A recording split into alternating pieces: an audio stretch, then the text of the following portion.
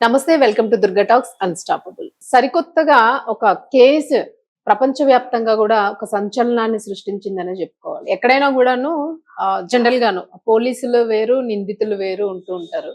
నిందితులకు శిక్ష పడుతూ ఉంటుంది. అది పోలీసుల సాక్షి ఉండడం, లేకపోతే పోలీసులు పట్టుకోవడమో, లేదా కోర్టులకి హాజరుపరచడం, ఇలాంటివన్నీ మనం చూస్తూ ఉంటాం. కానీ అసలు ఈ కేసులోని పోలీసులే పూర్తిగా 9 మంది పోలీసులే నిందితులుగా పరిగణిస్తూ వాళ్ళకి కోర్టు శిక్ష వేయడం జరిగింది. అది కూడా ఉరి శిక్ష. అసలు ఈ కేసు ఏంటి, ఎక్కడ జరిగింది, 9 మంది పోలీసులు అసలు ఏం చేశారు, సో ఈ డీటెయిల్స్ అన్ని కూడా మనం కనుక్కుందాం సీనియర్ జర్నలిస్ట్ దుర్గా వడ్లమణి గారి నుంచి. నమస్తే మేడం. నమస్తే అండి. మనం చాలా కొత్తగా వింటూ ఉన్నాం పోలీసులకు ఉరి శిక్ష, అది కూడా 9 మందికి. ఇప్పటి వరకు నాకు తెలిసి అసలు ఈ ఈ 100 సంవత్సరాల్లోనే ఉండుండకపోవచ్చేమో అని అనుకుంటున్నాను. ఒకవేళ ఉంటే మీరు మీకే తెలుస్తుంది. రేర్ గా జరుగుతాయి ఇలాంటి చాలా సంఘటనలు. సెన్సేషన్ కేసు ఇది. సో డీటెయిల్స్ చెప్పండి. ఇది తమిళనాడులోని సాతాంకుళం అంటారు. సాతాంకుళం రెండు అంటారు. సో 2020లో మీకు కరోనా సమయంలో, లాక్డౌన్ సమయంలో జైరాజ్ బెన్నిక్స్ తండ్రి కొడుకులు వాళ్ళిద్దరు, ఓకే, వాళ్ళు ఒక షాప్ ఎక్కువసేపు తెరిచి ఉంచారనే నెపంతో, అంటే అప్పుడు టైం ప్రకారం మూసేయాల్సి వచ్చేది కోవిడ్ కదా. టైంలో. అవును, ఈ టైం నుంచి కొంచెం ఎక్కువసేపు ఉంచారని వీళ్ళని అరెస్ట్ చేసి లాకప్ లో పెట్టి బాగా చిత్రహింసలు పెట్టారు కోవిడ్ టైంలో. సో వాళ్ళిద్దరు చచ్చిపోయారు. చచ్చిపోతే దీన్ని వీళ్ళు చాలా అంతా అవన్నీ తుడిచేసి రక్తపు మరకలు ఏవేవో చేశారు. యాక్చువల్గా 9 పోలీసులు లేకుండా, ఇద్దరు మనుషులు 9 పోలీసులు ఏ రకంగా హింసించుంటారు ఊహించుకోండి మీరు. అవును మేడం, అసలు ఊహకు కూడా అందట్లేదు సీరియస్లీ. ఇప్పుడు మనకి రఘురామకృష్ణరాజు కేసులో 4 ఇక్కడ 9 అల్ప ప్రాణులు ఇవి. సో ఏం జరిగింది, మొత్తం వీళ్ళు అన్ని తుడిచేస్తాం అనుకున్నారు.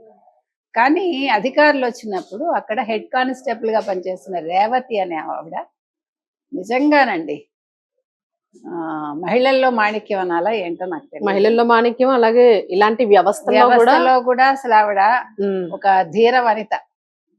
భయపడకుండా ఆవిడ ఏం చేసింది, రక్త మార్కలు తుడిచేశారు కదా, వాళ్ళకి టేబుల్స్ ఉంటాయి కదా, టేబుల్ మూలల్లో తర్వాత గోడ మూలల్లో ఉండే రక్త మరకల నమూనాలు ఇచ్చింది అధికారులకి. ఓకే, చూడండి ఎంత ధైర్యం చేసి ఉంటే. చాలా ధైర్యం. అప్పుడు ఆవిడకి రక్షణ కల్పించారు. అవును, అదొక మంచి సుగుణం. లేకపోతే ఆవిడ సినిమాల్లో లాగా మాయమైపోయేది. సినిమాలు ఎందుకు, నిజంగా జరిగినాయి కూడా. మీకు ఎవరు గుర్తొస్తున్నారు, మన వివేకానంద రెడ్డి లేడేటి. అవును, మొత్తం 6 హతమైపోయారు కదా సాక్షులు. అవును, సాక్షులే హతమయ్యారు. ఇక్కడ మరి ఈవిడ పెద్ద సాక్షి, అది పోలీస్ సాక్షి. చాలా సింపుల్ అసలు. అందులో 9 మగవాళ్ళు కదా. అసలు ఆవిడ ఏమనాలండి మనం.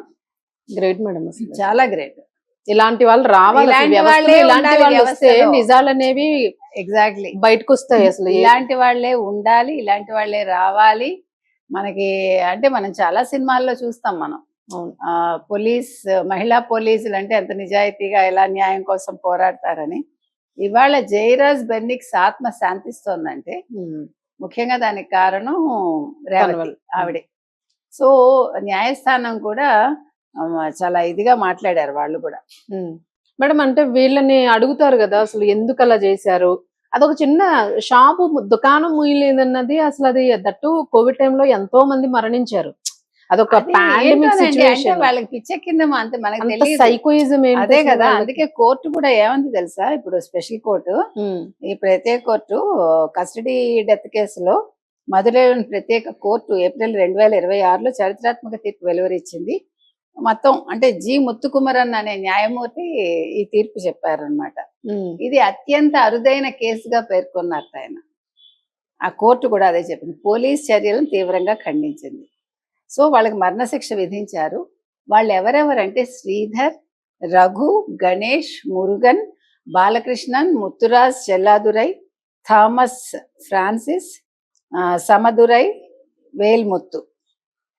రక్షించాల్సిన పోలీసులే చిత్రహింసలు పెట్టి మానవ హక్కుల ఉల్లంఘనకు పాల్పడ్డారు, కంచె చేరి మేసినట్లుంది అని చెప్పారు. తర్వాత సిబిఐ దాఖలు చేసిన నివేదిక ఆధారంగా నిందితులు తప్పుడు సాక్ష్యాలు సృష్టించడానికి ప్రయత్నించారని కోర్టు చెప్పారు. భక్షకమే అంత. కానీ మనం ఇవాళ రేవతి లాంటి వాళ్ళకి మరి మన్ కీ బాత్ లో మన మోదీ గారు ప్రస్తావిస్తారనే భావిద్దాం మనం. ఎందుకంటే ఆవిడ గురించి ప్రస్తావించాలి, ఆవిడకి ఒక మంచి అవార్డు కూడా ఇవ్వాలి ఆవిడకి. అవును. తర్వాత ఆవిడకి ప్రమోషన్స్ రావాలి. ఆవిడ అవన్నీ ఆశించి చేయలేదు. అవును. కానీ వ్యవస్థ గుర్తించాలి. అవును. ఇలాంటి వాళ్ళకి రక్షణ ఎప్పటికీ ఉండాలి. ఎందుకంటే ఈ తొమ్మండుగురు కుటుంబాలు కక్షలు పెట్టుకోకూడదు. అవును. అందులో ఇవాళ మనం భయపడాల్సిన అంశం ఏంటంటే ఆవిడ ఫోటో బయటకు వచ్చింది, ఆవిడ పేరు బయటకు వచ్చింది. అవును. ఇక్కడ మనకు ఒక చిన్న సందేహం వస్తుంది ఎప్పుడు కూడా. ఇప్పుడు నేను ఏదైనా చెప్పాలి అనుకున్నాను అనుకోండి, ఎవరి మీదో నిజాలు బయట పెట్టాలని, మరి నా గురించి బయటకు తెలిస్తే నాకు రక్షణ ఏంటి అనే భయం నాలో ఉంటుంది. అవును. అలాంటి మరి రక్షణ కల్పించాలి రక్షణ వ్యవస్థ. కల్పిస్తే కాదు, రక్షణ కల్పించటం కంటే నేను అనుకుంటాను వీళ్ళ పేర్లు బయట పెట్టకుండా, వీళ్ళ ఫోటోలు బయటకు రాకుండా వాళ్ళకి ఏదైనా ఇన్సెంటివ్ ఇచ్చేస్తే అవును. ఫ్యామిలీకి ఎవరికి తెలియదు. బెటర్ అంటే మనం రేపటి రోజు ఊహించలేం కదా ఏదైనా జరిగితే. ఫ్యామిలీస్ ఉంటాయి, పిల్లలు ఉంటారు, ఆ భయం అనేది మనలో అవును. క్షణక్షణం ఉంటుంది. మనం ఎన్ని సినిమాలు చూడటల్లా. అవును. అందుకని దీనికి ఏంటి అదేమనాలి, వేరే ఏ రకంగా చేస్తే బాగుంటుంది అవును. అనేది ఒక్కసారి అందరూ ఆలోచిస్తే బాగుంటుంది. మేడం, ఇందులో అంటే ముఖ్యంగాను మీరు అన్నట్టుగా షాప్ ఆ కేసు తాలూకా డీటెయిల్స్ మనం అనుకుంటే షాప్ క్లోజ్ చేయలేదు అన్న దానిలో వాళ్ళని పెట్టారు, కొట్టారు అన్నది.